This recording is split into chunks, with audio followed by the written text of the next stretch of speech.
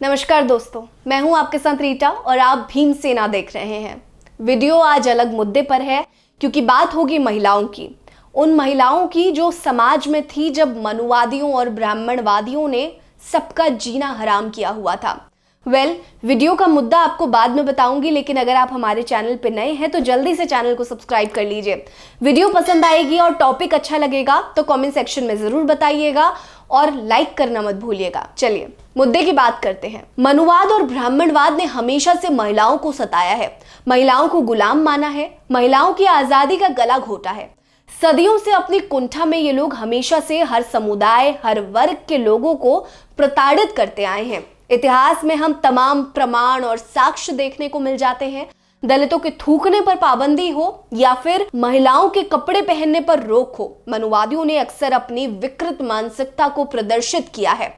अंग्रेजों के समय तक भारत की स्थिति ऐसी ही थी। कई इलाके तो ऐसे थे जहां महिलाओं को वस्त्र पहनने की अनुमति नहीं थी। वहीं भारत में ही कई जगह उन्हें अपने स्तन ढकने की आजादी नहीं थी। अगर किसी दलित महिला ने अपना स्तन ढक लिया तो उसे टैक्स देना पड़ता था। स्तन के आकार के हिसाब से टैक्स तय होता था। छोटी बच्ची के स्तन निकलते ही उसके परिवार से स्तन कर लिया जाता था। आप जरा सोच कर देखिए वो दृश्य कैसा होगा।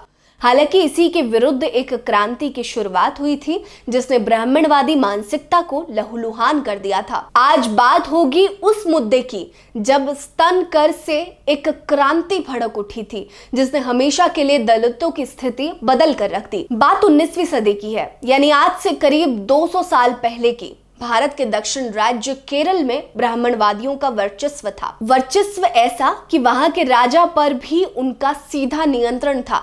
यहाँ तक कि राजा भी मनुवादी ही था। राज्य में नीची जात की औरतों को अपनी छाती ढकने की इजाजत नहीं थी। नंगी छाती को गुलामी का प्रतीक माना जाता था।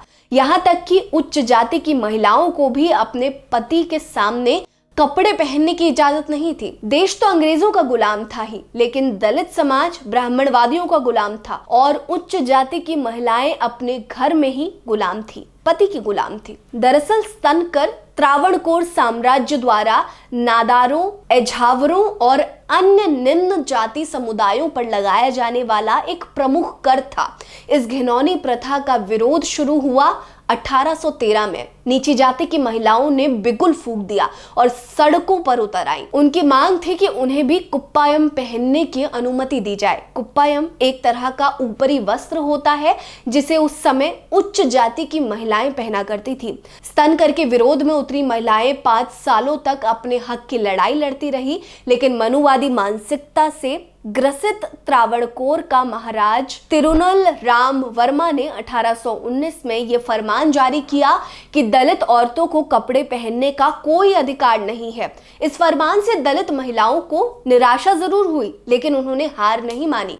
ब्राह्मणवादी के खिलाफ उनकी लड़ाई जारी थी। इसी क्रम में काफी बड़ी संख्या में धर्मांतरण शुरू हो गया। हजारों की संख्या में दलित ईसाई धर्म में परिवर्तित हो गए। साल 1820 में त्रावणकोर में एक ब्रिटिश दीवान कर्नल जॉन मुनरो ने उन सभी दलित औरतों को कपड़े पहनने की इजाजत दे दी जो धर्मांतरण करके ईसाई बन गई थी। लेकिन मुश्किलें अभी खत्म नहीं हुई थी। कर्नल जॉन के इस फरमान का ब्राह्मणवादियों ने जमकर विरोध किया। इसके विरोध में आंदोलन तक हो गया। उच्च जाति के लोगों ने इसकी यह कहते हुए निंदा की कि यदि दलित महिलाएं कपड़े पहनने लगी तो हमारी महिलाओं और उनके बीच का फर्क क्या रह जाएगा। ये बवाल इतना बड़ा कि ब्रिटिश अधिकारी को अपना फरमान वापस लेना पड़ा। इसके बाद विरोध कर रही सारी महिलाओं का शारीरिक शोषण किया गया। हालांकि अब महिलाओं ने ठान लिया था कि भले ही कुछ हो जाए वो पीछे नहीं हटेंगी और अपने अधिकार को लेकर रहेंगी। 1813 में शुरू हुआ यह आंदोलन अब 1829 तक पहुंच चुका था।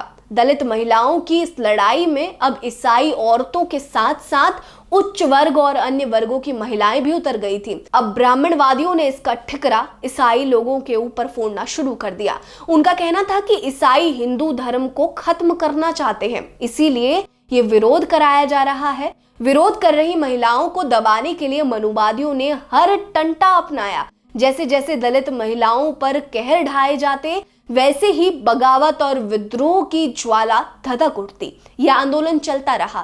साल 1858 में सारी हदें तब पार हो गई जब उच्च जाति के पुरुष सड़क के बीच में महिलाओं के कुप्पायम उतार कर फेंकने लगे। एक बार सरकारी कर्मचारी ने नाडर औरतों के कुप्पायम अपने हाथों से फाड़ दिए थे। ब्राह्मणवादी मानसिकता का विरोध कर रही इन औरतों में नंगेली नाम की एक औरत थी। अपने समुदाय के ऊपर हो रहे अत्याचार से उसका खून खौल उठा। पति ने नंगेली के विरोध में साथ देने का फैसला किया और अगले ही दिन नंगेली अपने स्तन ढकने लगी।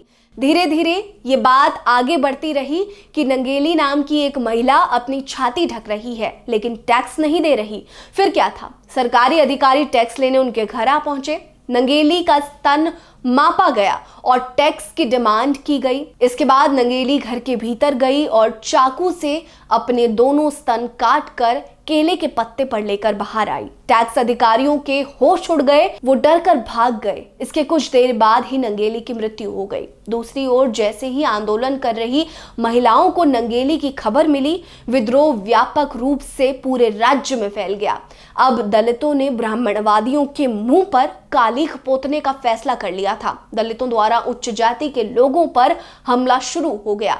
ब्राह्मणवादी मानसिकता पर प्रहार करते हुए कई मोहल्ले फूंक दिए गए। हालात बद से बदतर हो गए। इसी बीच त्रावणकोर के राजा के पास हिंसा रोकने के लिए मद्रास के गवर्नर का आदेश आया। दलित महिलाओं की इस क्रांति को इतिहास में चन्नार क्रांति के नाम से जाना जाता है। स्तन ढकने के अधिकार के लिए उनका ये लंबा प्रयास सफल भी रहा। 26 जुलाई 1859 को त्रावणकोर के महाराजा ने फरमान जारी करते हुए दलित औरतों को स्तन ढकने का अधिकार दे दिया। तब भी उन्हें सिर्फ कुप्पायाम जैसे कपड़ों से खुद को ढकने का अधिकार मिला। ऊंची जाति की औरतों की तरह साधारण कपड़े पहनने की हक उन्हें अभी भी नहीं मिले थे। 20वीं सदी की शुरुआत में सालों बाद उन्हें यह हक मिला।